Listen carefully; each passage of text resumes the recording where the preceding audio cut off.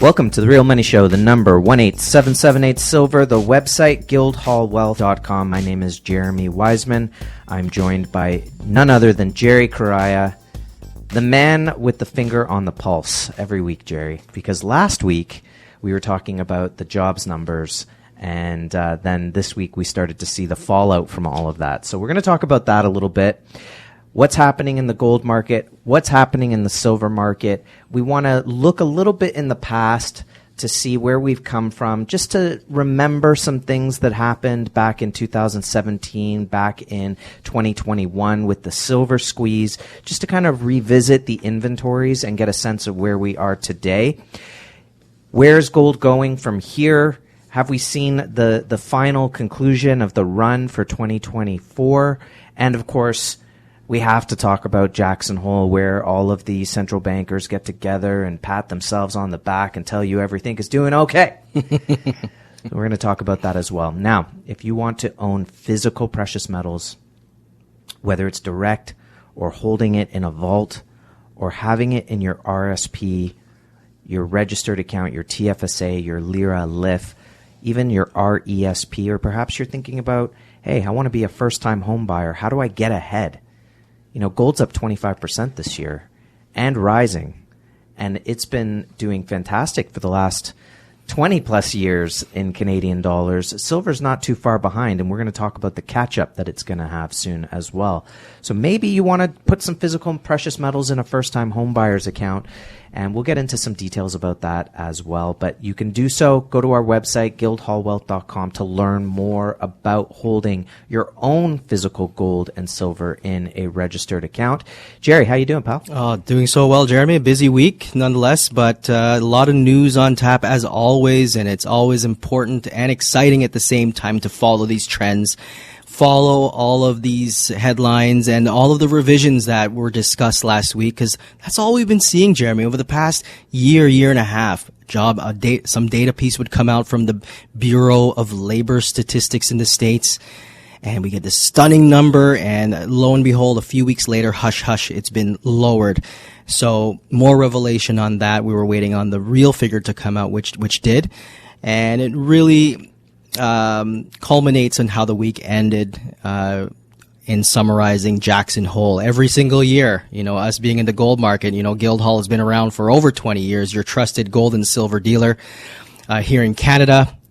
But usually when the symposium comes around, they sit around, all these central bankers sit around the campfire, and they pat each other on the back and tell each other how good they're doing. But again, at the end of the day, it's all hot air, a lot of speeches. And I wonder if it's being overshadowed a little bit by this. Now, we've all seen heist movies with gold. I liked watching Money Heist, the one on Netflix. That was pretty cool. Didn't love the ending, though. They, you know, as a gold owner, they kind of missed the plot there. But it was a great show. But you see these heist movies. They're holding these 400-ounce bars, right? Yeah. The Italian Job, all of these things. There's a whole list of them. Well, for the first time, those bars are now worth $1 million. That's pretty remarkable, wouldn't you say? I would say that. This is a growing trend. The prices of gold are going to continue to be supported, and central banks continue to acquire and hold. Although gold is touching, and we're recording on the Friday, gold has hit all-time high once more. We did see a little pullback on the week after some the Fed minutes that came out, but Jackson Hole proved that, hey, we don't have to be afraid of gold and silver during Jackson Hole.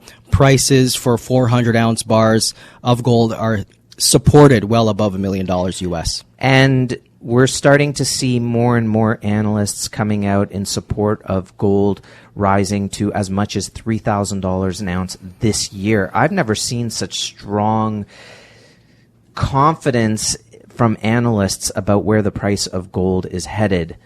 They've often been cautiously optimistic, let's say, but to sit here and see that gold has moved up over $500 since the beginning of the year, which even just thinking about that in January, we were sitting here saying, we're at 2,000. This should be celebrated. And it was just, you could hear the crickets. No one really seemed to care. Now it's trading at 25, and you're starting to see people talking about 3,000. Yeah. how realistic do you think it is that we could see 3,000 by the end of the year? That's a good segue to get into the Jackson Hole Symposium, because we want to know. You really want to talk about this, Jackson? We have to. This is the first time, I think, Fine, in like let's go 10 there years now. we're not seeing a smash down in silver. They're hot speech and hot air and talking about how well they're doing as central planners. It's not working out. They're hot air, and the sentiment around central banks, the confidence is just shot. So today, Jerome Powell says the time has come for policy to adjust. Yes, we're going to be expecting rate cuts. First one coming up expected to be September. Could be sooner. Could be next week. We don't know. He also says we don't seek or welcome further cooling in the labor market. So apparently he sees jobs. $1 million was enough. Losing $1 million was enough. We're down by $1 million. We can go up by another. Revised. So he sees maybe an uptick in some jobs in the U.S. and somehow we're going to see the U.S. moving potentially back into a manufacturing base. I think majority of the economy is all service based now in the U.S. He also says that his confidence has the growth that inflation can go back to 2%, sure, and that the policy rate gives an ample room for respond to risks. So we can respond to risks. If there happens to be any risks, we can cut some more. And I think that's the whole path of the rate hike cycle that we saw over the last 2 years, 3 years, is that they're giving themselves room. Because when the black swan hits, when recessions come, and when markets start, reeling from all the money printing that has happened, they need something to cut. They need something to do. But remember, the last 3 rate cuts coincided with major market crashes. Will this time be different, says Game of Trades. And a reminder from Peter Krauth for us holding silver, holding gold. Silver gained more than 300% on average in the last 3 rate cutting cycles. Are you ready? Are you ready, Jeremy, for what we're going to see? Yeah, while you're talking about what Jerome Powell is saying and the comments you're making, it reminds me that I was watching an interview with Stephanie Pomboy on Kitco this week, and she was reminding everyone, it was a good reminder that the Fed is always reactionary. They're always reactionary. They're always late. They're always making the wrong decision late. And so, yeah, there's no reason to make drastic decisions. They're going to hold out as long as they possibly can. They may make token decisions that aren't going to affect anything. Look at Canada. They dropped rates. Did it help anything? Are you renewing your mortgage? No, of course not. It doesn't affect you. What's 50 basis points? Nothing. It's a penny dropped in the fountain. It's nothing. It's a wish. Yeah. You can borrow more from the bank, but guess what? You'll need more money to borrow. You need to borrow more because everything continues to rise in price. And look, in the meantime, the balance sheet on the Federal Reserve is massive. They haven't gotten it back down below where it was before the crisis of 2008, which it was less than $1 billion. Less than $1 trillion. It was like $700, $800 billion. It's still in the $8-9 trillion range. So they've paid off a little bit, but that's nothing. They've paid off what it was back in 2007.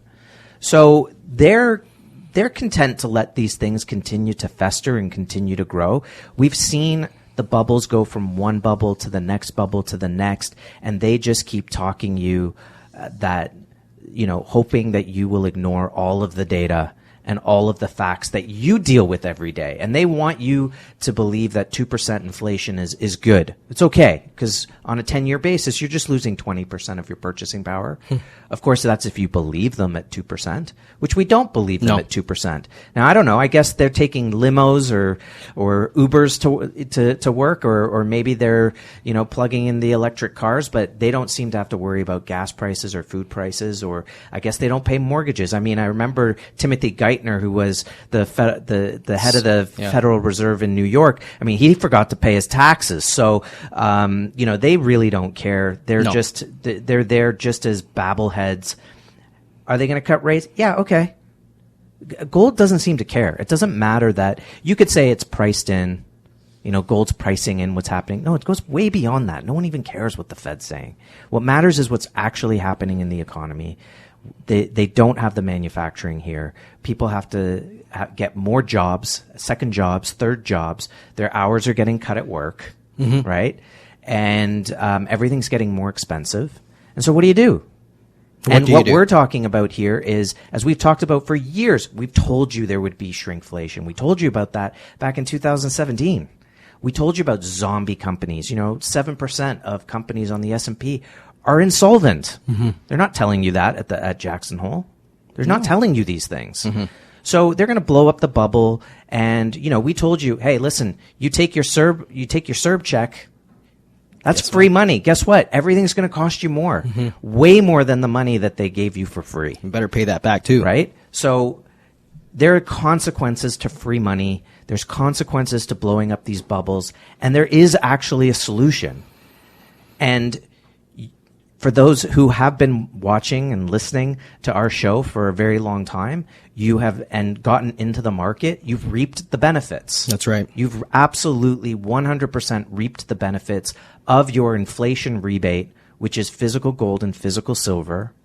And we're going to show you about how that's going to help you even more going into the future. The number 18778-SILVER, the website guildhallwealth.com. This is about owning your actual physical gold and silver, not investing, not taking a chance with counterparty risk and saying, oh, I've got exposure to that market. No, this is about actual ownership of the physical product, which is going to get even harder and harder to get. And we're going to show you that on the other side of the break. The number 18778-SILVER, the website guildhallwealth.com.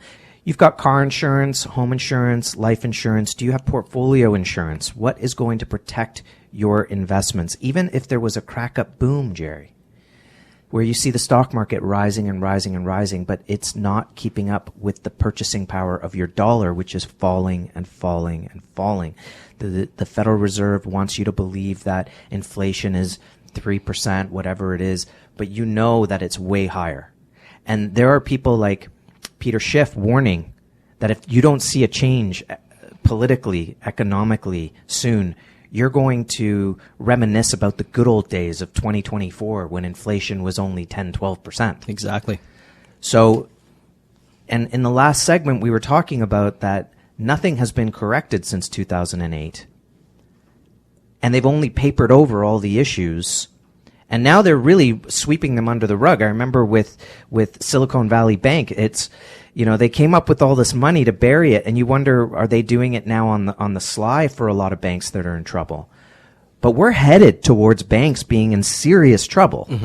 The debts can't be repaid. There's going to be massive write-downs and write-offs, and these banks are going to be in big, big trouble if we keep doing what we are doing. If they keep printing the money, if they keep having the rates high, if they keep sucking the energy out of the economy, we are headed for an absolute mega disaster. And I'm just thinking about what you've said often, that the government can bail you in.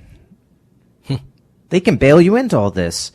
So why are we just sleepwalking through all of this? And we have now, they say all these things. They say things like what Janet Yellen said in 2017. What did she say, Jerry? Janet Yellen in 2017. Talk about gaslighting here. And that's what we're talking about. Gaslighting 101. She said, we will likely not have a financial crisis in our lifetimes. All right. You are the Treasury Secretary. I trust you, Janet Yellen. Fast forward to 2024. She says, yeah, we worked out an agreement with China to have contact to people to deal with any future financial stress events in about 7 years. Apparently that was the lifetime, guys. We have now approached recession. We have now approached financial stress events after noticing, over 20 banks have shut down in the U.S., Northern Shuko Bank in Japan, the yen, Credit Suisse. We have major banks at risk because they have junk on their balance sheets. There's nothing that have value. There's no tier one capital enough in these institutions. And you mentioned insurance against inflation and insurance against these gaslighting. The paper money, the paper currency that underlies the very assets that these institutions hold, they are simply losing purchasing power. Your hard-earned money, your hard-earned dollars are dwindling as a result of the overexpansion of our currency supply. It's that simple. But because of the gaslighting and the revisions with the job numbers, it's leading to blindness, it's leading to complacency. But physical precious metals ownership, it provides that protection, insurance against inflation, and it will perform during times of stagflation and recessions. Stagflation we will see. Yes, it may sound great that they're cutting rates, but the helicopter over our heads is flying with extra cash going to get pumped. We're talking liquidity getting pumped that we have never seen coming into the system. And the melt-up boom, they don't last. We could talk about Venezuela, about their melt-up boom that they saw. Talk to us about that. Well, so let's talk about we're just talking about warning that there could be a crack-up boom in the stock market. That it gives the appearance that everything is fantastic, but when you look just slightly under the surface, everything changes. And I think that a lot of people look at their stock portfolios. Look, first of all, we talk to a lot of people every day, and they're looking at their stock portfolios saying, yeah, nothing has happened in my portfolio for 5 years. Some say for even longer. You've got these companies, they're taking their management fees, but nobody's making money, and the stock market's rising. So now, even when people are making money in the stock market, are they really beating inflation? Are you getting more than the 8%, 9%, 10% that's going to keep you ahead? Gold has done that. Silver has done that. And they still haven't even taken off. And they've been doing that. But talk to us about a crack-up boom so that we see the warning signs when it's happening. I think it's a very important thing to follow because right now as we speak, they're talking as though rate cuts and liquidity being injected is a relief rally, that we're going to see over exuberance now in the stock market.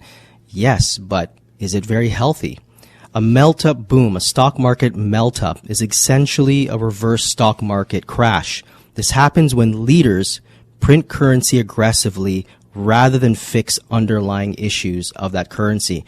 One of the most successful stock market runs and bull runs was Venezuela, which had its stock market pump a whopping 200,000% in a very short period of time several years ago. This was, of course, simply due to their currency being devalued.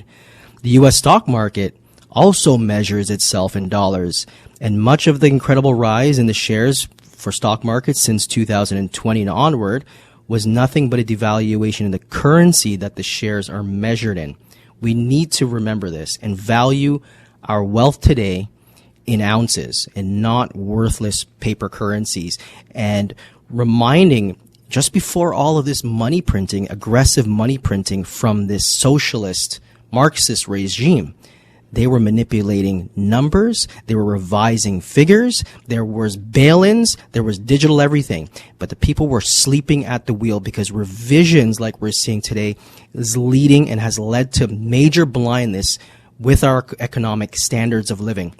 The gaslighting continues. This week, on Wednesday, the Bureau of Labor Statistics came out and downward revised jobs for the April 2023 to March 2024 period up by 1 million. This means that all those beats that were recorded in the past year were all misses. And the U.S. job market is in far worse shape than the administration would admit. And Radar puts it best. Inflation data, fake. GDP data is fake. Jobs data is fake. And a good summary to close this post, he quotes, "The party that told you to reject the evidence of your eyes and ears, it was their final, most essential command." And that quote came from George Orwell's 1984. And this is what we're seeing, a total revising of all of the numbers. The inflation data is fake. The jobs data, the GDP, the economic data. This is the same type of manipulation as happened in places like Venezuela. They used to revise the numbers all the time. That people had no idea of what was actually happening to the state of their economy, the state of their politics. And a decade later, their lives were essentially turned upside down because of these statistics and bureaus that we're supposed to trust. And just to go back, to the U.S. Labor Department, they revised their 12-month jobs growth down by 800,000 jobs. This is a jaw dropping of 1,088,000 difference in job counts in over just 2 quarters. What has happened here? We don't know exactly how they attributed all these jobs.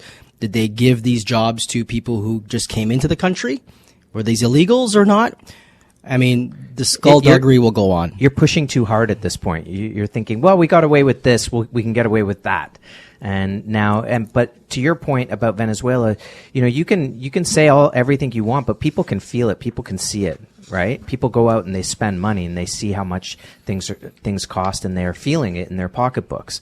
What we're seeing on the gold and silver side is that even if you went with the 15% allocation in your portfolio over the last 20 years, you'd be in great shape having some physical gold and silver in your portfolio.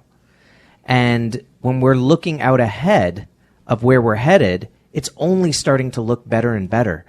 And now, just before, Jerry, you were revisiting what Janet Yellen said. Let's revisit the silver, what was it? The silver squeeze. Because there were warnings about what would happen if the LBMA got drained of physical metal, and that was only in 2021. Are things better or worse at the LBMA? I think they are still on the brink. I think they're continually reshuffling, moving. Again, they talked about the immense, how laborsome it is to move that amount of silver from vault to vault. And to do that over and over again, it's a daunting task. It is exhausting in the vaults. We know, when we do go to the vault and do inventory reports and having to do all of our inventory, it's a exhaustive job. And this was, we just had to recall and remember, as we're looking at the statistics of demand now coming from, the central banks, where we hear that central banks are stacking gold at the fastest pace in history. I have it here, actually. Despite high prices, we are just touching all-time highs, but that is not stopping the gold and silver acquisitions, nor is it stopping the Chinese central bank now from acquiring silver. The silver vaults in China are hitting a 2-month low once again, and it's powered by the demand coming from, we talked about this hydrogen fuel cell energy that's ramping up quickly. And that's Samsung technology. And this tech, I think, is going to become probably top 10 in silver demand. Let's just digress for a moment. We'll come back to this silver squeeze and what they were worried about back in 2021 and how that's playing out today. Because, if things really unravel and you get a massive bubble burst and you get a crack-up boom in the stock market, you are going to need physical gold and silver. They are the only things that are going to retain value when your dollar is dropping very, very quickly to zero. Mm-hmm. Now, if they can manage to fix everything, we were talking off air about what it would take to fix everything, and we want to show you an example of this in the next segment, but you'd be looking at ending the Fed. 100% ending the Fed. You'd be ending income tax. You would be slashing budgets. You would be imposing tariffs. You would have to bring manufacturing back. You would have to do some major, major things. But there's some very easy, quick fixes that you could do that central banks around the world are doing. I said, 483 tons of gold purchased by central banks through the first 6 months of the year, Jerry.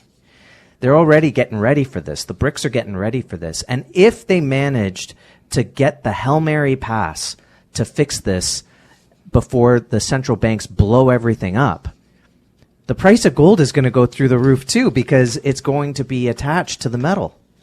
It has to be. So it is a win-win, at least from our perspective, to actually own the physical.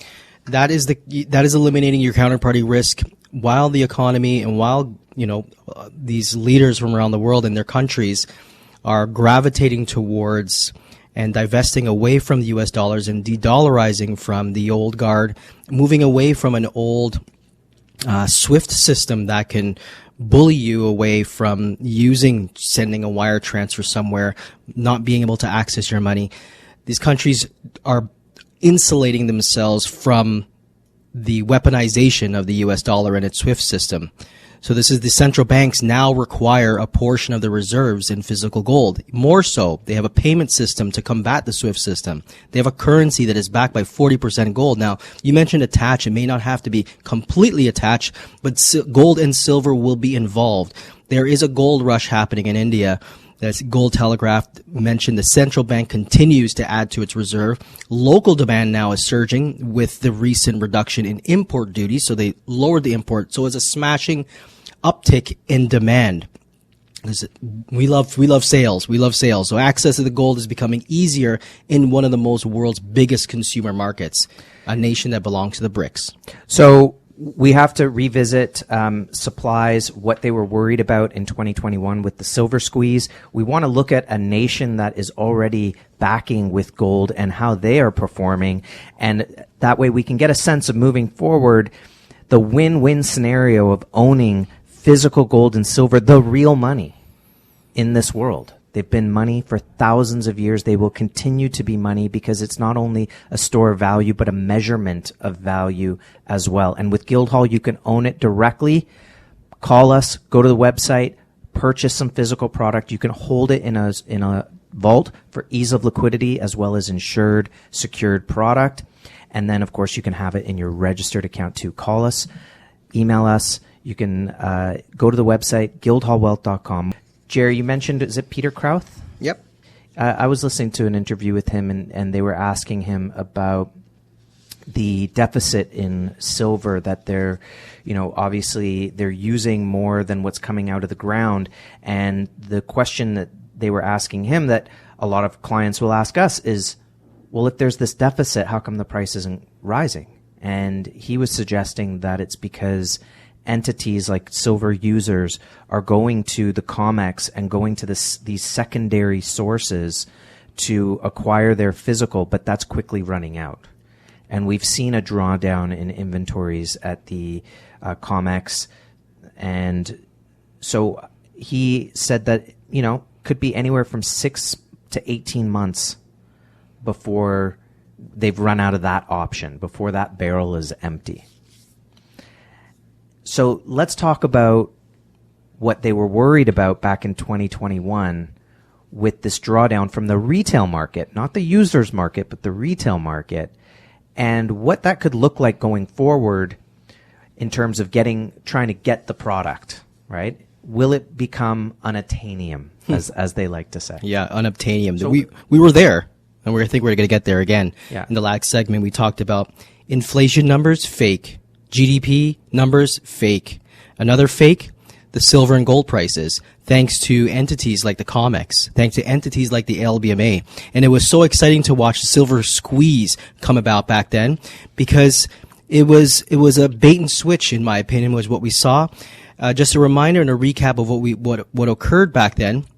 It was the Reddit groups that helped really mobilize the meme stock purchases.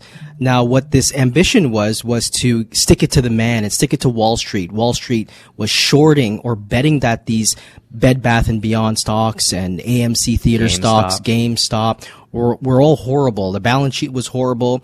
Why would anyone want to go to AMC Theaters? We're all watching Netflix at home. So let's short and bet that these stocks are going to fail.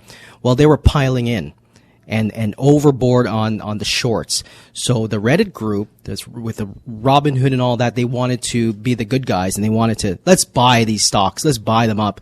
And they put pressure on the Wall Street bankers. It's so much so that they cover their margin calls and cover their shorts. And it's really relatively switched really quickly, where people understood and start to see, well, silver is actually the most shorted commodity in the world. Let's jump on board on the silver squeeze, and that's where it started. Now, they were a bit naive there, I think. I think they certainly were. But it worked. It still worked. It woke people up, and it woke the entities up, and it woke the exchanges up, so much so that the LBMA, which is the foremost leader in gold and silver authorities globally, where they set prices, and they not only set the rules for who refines and whatnot, keeping things liquid for physical, but they also set standards in pricing. They admitted back in 2021 that it almost ran out of physical silver back in January of 21. The evidence that it is that it happened was finally made public. You could see this. There was a final revision, a final version of the 2021 silver investment document that came out of the LBMA. There were concerns that London would run out of the silver if the demand remained at a high level. But guess what, Jeremy? That demand in silver has gone through the roof since then. So what did they do to be able to change all that? You know, they were obviously worried. They looked out at the precipice and said, if we run out of, one more ounce, we're in big, big trouble. And then obviously the price of silver crashed back in 2021. And then since then, we've seen the COMEX go from like 130 million ounces down to less than 30 million ounces. They're really running out of paper to push the market down. We've seen that strength in the market. Even recently, they tried to push it down this week. Where did it go? Nowhere. So where are they at? How worried are they? I know they changed the prospectus on the ETFs to basically say that we don't actually have to have physical product in here anymore, which is terrible for people who want to try to get quote unquote exposure to the market. And it encourages people to want to own the physical even more. Mm-hmm. So how worried are they now? I mean, they concluded their 2021 report stating that it does suggest that the pool that was available at the time to cover could be sufficient moving forward for the foreseeable future at least, and they say to meet new demand, but this also presupposes that there is no repeat of the social media frenzy. Should this occur, they say, higher prices would almost certainly be triggered, and that would cause another silver squeeze. Boom. So what you're saying is they are admitting, this is huge, Jerry. Here's something, guys, Jerry is so good at grabbing these things, but he doesn't know when he's grabbing them. I just grabbed the silver. Like this this is a huge thing. What you just grabbed onto. What you're saying is back in 2021, they were able to, as they said, tamp down the price. Now they're coming out and saying, if there becomes significant buying here, we're just going to raise the price. They have to. They're not talking it around anymore, Jerry. They're telling you flat out, if there is another silver squeeze-like event, it can only be resolved, not with tamping down the price, not with anything that they could do in the price market. It's going to be raising the price. Raising the price. Raising the price. There is only one way. So as the metal gets drained, maybe as Peter Krauth is correct, as the secondary inventory areas are further drained in this market, as people decide, look, if gold goes to 3,000, people are going to start to say, maybe I'll pick up silver at $40. Maybe silver looks cheap at $50. I've seen some analysts talk about silver going to $75 this year by the end of the year. So it could happen in a hurry if there's demand in the market that overruns what's available. And their options right now, I have to reiterate this, they are saying the only way to solve this problem of lack of product is to raise the prices. But I don't think that's going to be enough. I don't think so at all. They're going to have to cover, and the short squeeze will cause rapid obliteration of all supply. And this is even seen right now in the Shanghai, where the vaults right now hit a 2-month low. They're now at 900 tons of million ounces, which is about 29 million ounces left. There's a silver supply, and the silver right now is in a structural deficit, big time. There is no new meaningful silver discoveries. And look at the U.S. debt. It's 35 trillion. We have 315 trillion globally debt. It's only meaning one thing. Silver has one way to go, and that's up. And note, right now, the 85-to-1 silver to gold ratio, we're at $30, $30 an ounce. But if silver was priced at the same ratio, we take it out of the ground to gold, it would be worth $360 per ounce. Gold hitting 24, 25, 20 today, 25, 30 today. Silver would be at $360 per ounce if we actually resorted to the mining and the labor it takes to get the silver out of the ground. And I think we're going to have to revert there because we need much more silver for all of the demand coming in from the technological advances that we're seeing coming up. The number 18778 silver, the website guildhallwealth.com. Jerry, in the last segment, you showed us some critical information that the LBMA is signaling that should there be another run for physical metal from the retail side of the market, that they are out of moves, and that their only option is going to have to be seeing prices rise significantly in the market. And then you went on to say that when we look at the ratio of silver to gold, where, 1980, we saw it fall to 16 to 1. In 2011, as they started to move into quantitative easing, we saw it fall down to 35 to 1. Right now, we're probably in the 80s. We've seen it in the high 80s. But when we look at the mining setup, what is it, 8 to 1? We could be looking at silver in triple digits and moving into something like $200-300 an ounce. Now, how do we square that with the demand from industry? $300 an ounce would have a major impact on a lot of technological uses for the metal, right? And at the same time, I want to just bring into that conversation the idea that, our favorite Peter Thiel was on Joe Rogan and was talking about that technology has been stunted since the 70s. Not digitally speaking, but there's been a lot of technologies that haven't been able to really run away. And that if that were to happen, we know silver would be a huge, huge part of that, because we were talking about fuel cells even last week or the week before, and the demand for the metal.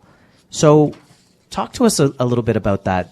Higher prices, industrial usage, will it matter? What are your thoughts? It's definitely a conundrum where you need more silver at higher prices. How are we going to acquire all of this silver at these higher prices? How are the industries going to afford all of this silver and gold? We're going to need prosperity, and I do believe silver will offer that potential, because we're seeing the growth happen around the world in real test case scenarios only a year in.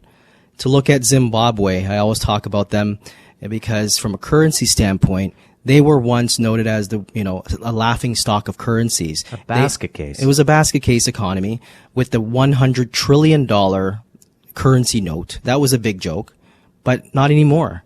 They backed it with gold.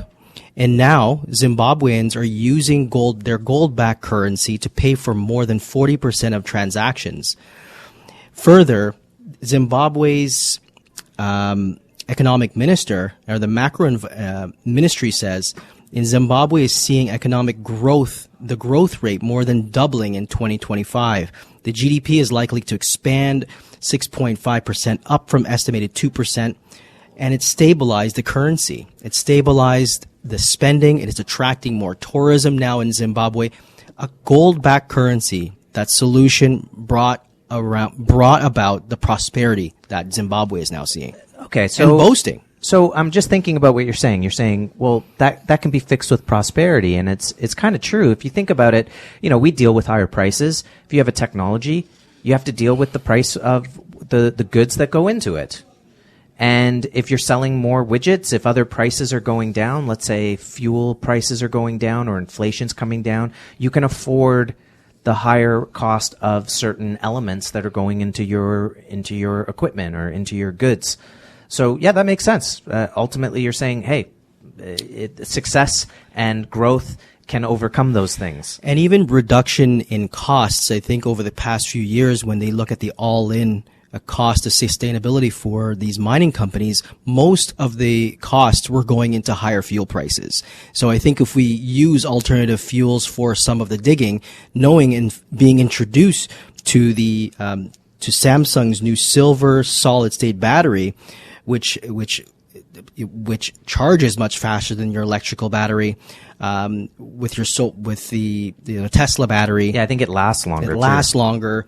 Impressive 600-mile range, 9-minute fuel charge, and a 20-year lifespan. We can use this. This is a much powerful engine. I'm not suggesting that this can go and replace your excavators that use diesel, but I think this can reduce a lot of cost and a lot of headache for many of these corporations. So I think the takeaway here is that as we move to a period of prosperity, that is going to advance technologies and new industries that can be discovered, the demand on silver will still be immense. Yeah. So we're using it now as a monetary metal to protect ourselves. But as we start to overrun the inventories and drive those prices much, much higher, and then move to a period of prosperity, there's going to be continued demand for it. So there's going to be reasons upon reasons to hold the metals, and we're just sitting here at $30 an ounce waiting to get back to 50. And I would say, just before I let you have a few last words here, Jerry, that once we get to 50, you're going to have a whole new crowd of people who see the all-time high prices and say, "Oh, I want to get involved in that too." So it's just going to keep gathering momentum here, and I think it's such a good opportunity to be able to buy it at these levels. And congratulations to those who have already gotten in, because they're already seeing some great gains, but it's still early days. Early days. Like, just to conclude the week, gold's up 23% US on the year so far. Silver's up back to 26% on the year. Doing well. This is just the beginning. As we look to the participation of countries and industries getting involved, the massive spike in silver from all industry sectors now, all pistons running in tandem, from solar to military, satellites, robotics, electric trains, AI data, silver batteries, you name it. And with US debt of 35 trillion, global debt 315 trillion, this is bullish for precious metals. This is the bottom for gold and silver. Gold is hovering over 2,500 safely now. We did dip below, but as this progresses, we're going to see more and more demand and more participation, and you're going to want to get involved and not get left behind. And the way to do that is to call us at 1-877-8-SILVER, the website guildhallwealth.com. We only sell the highest quality liquid assets that you can get. Great prices. We offer this within the registered account. You can physically have your own gold and silver in your registered account, held in a vault facility outside the banking system, but still for your retirement. Give us a call, 1-877-8-SILVER, the website, guildhallwealth.com. If you missed a show, you can catch us on Rumble. You can catch us on YouTube. You can go to our X feed. A lot of good stuff there. A lot of good stuff. And that's it. Thank you for everyone for listening. We really, really appreciate it. If you're new to the market, give us a call. We can't wait to talk to you. It's been another episode of The Real Money Show on 640 Toronto.